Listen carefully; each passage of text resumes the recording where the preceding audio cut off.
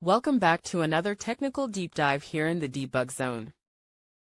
Today, we're tackling a big question and breaking it down with insights from other users.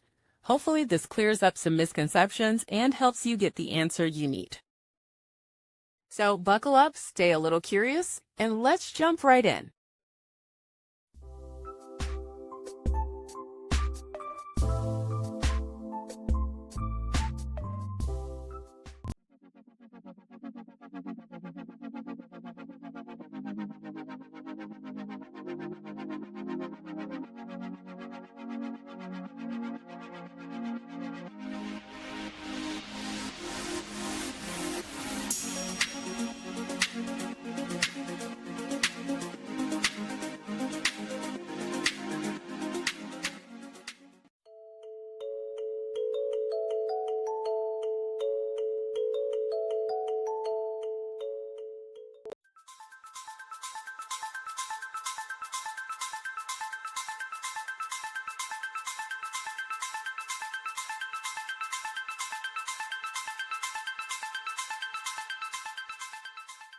And that's a wrap.